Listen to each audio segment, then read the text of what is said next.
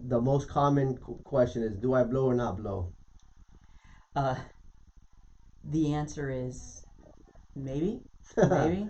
So you have to sort of think into the future on this. I mean, obviously, if you refuse, there's a few problems with refusal.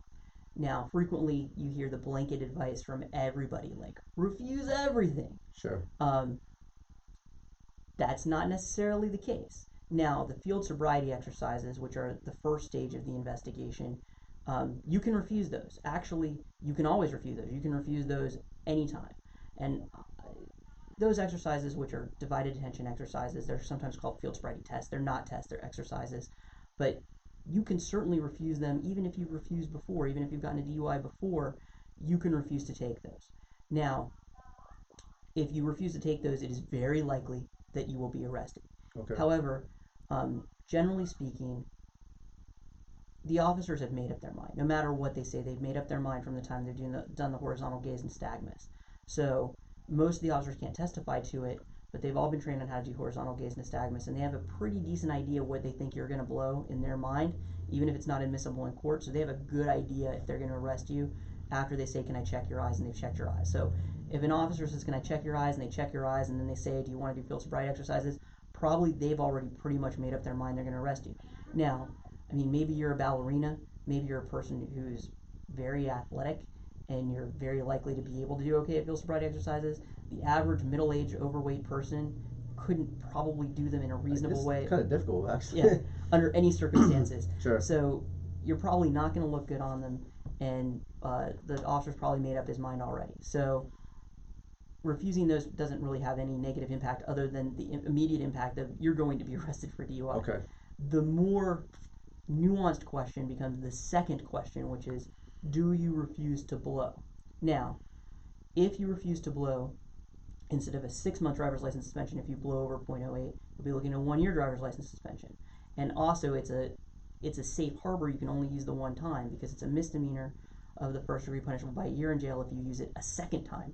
So frequently people who refuse to blow before and gotten a reckless driving, then they refuse to blow again the second time they get a DUI. Now, the state might not be able to prove the DUI, but they can certainly prove the refusal, and the refusal could get up to a year in jail just on its own. So that becomes a problem. So it's not a cure-all. Now, just sort of a second thing, if you blow over a 0.08, but under a 0.15, so in that in-between stage, you're not looking at super enhancements. If you blow a 0.15 or above, you're looking, even on your first DUI, on you're looking at mandatory interlock, you're also looking at increased fine. So, I mean, if you've had a real night, you might seriously want to consider just eating the refusal. If you think it's close, if you think maybe you've had 3 beers, maybe you've had 4 beers, maybe you want to blow and see if you're close to a 0.08. Dice. Yeah, you might want to roll the dice on that. But let me put it this way: if it's your first DUI, and you know in your heart of hearts how this is going to go down, you can make the call. If it's your second DUI, you're basically stuck blowing because you can't take that refusal a second time. So you might want to keep it in your back pocket. You have to make the game time decision at a time when it's pretty fraught, but no one can make that decision for you. Now, moving on to the next day. So you've taken the ride, you spent the night in jail, you get out in the morning, you feel like crap, you have to go hire an attorney. Somewhere along the way, they told you they're going to suspend your driver's license, either for a year or for 6 months, depending on whether you blew or refused. Now you have some options. You have your ticket. They've taken away your driver's license. You can drive on that ticket for 10 days, and you can do any of 3 things in that 10 days. You can do nothing, and then the license suspension kicks in. So it's going to be a 30-day hard suspension for a blow, or a 90-day hard suspension for a refusal, after which you're eligible to go get a hardship license or a BPO, business purpose only license. Now, that's if you do nothing. Don't do nothing. Whatever you do, don't do nothing. Yeah, exactly. Call us first. Yeah. You have 10 days. You could certainly make up your mind in 10 days between the other 2 options.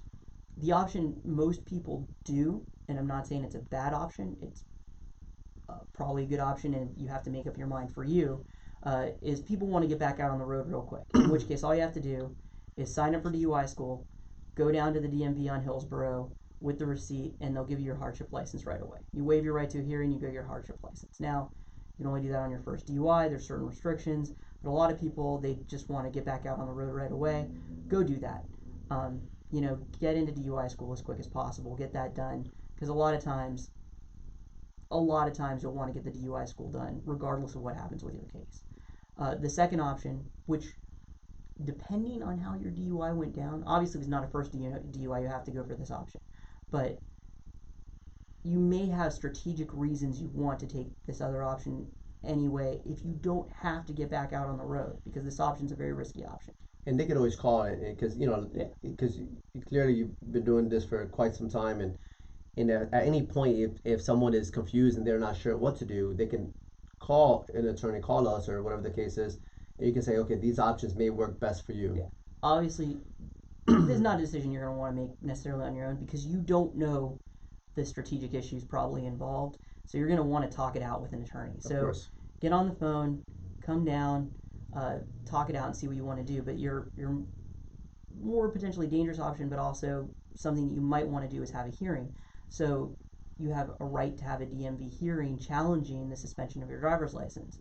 Now, the reason you might want to have that is because you can flesh out certain motion to suppress issues. You can also subpoena the officers to that and have an opportunity for your attorney to sort of flesh out some further issues before the criminal case, which might help you down the road in your criminal case.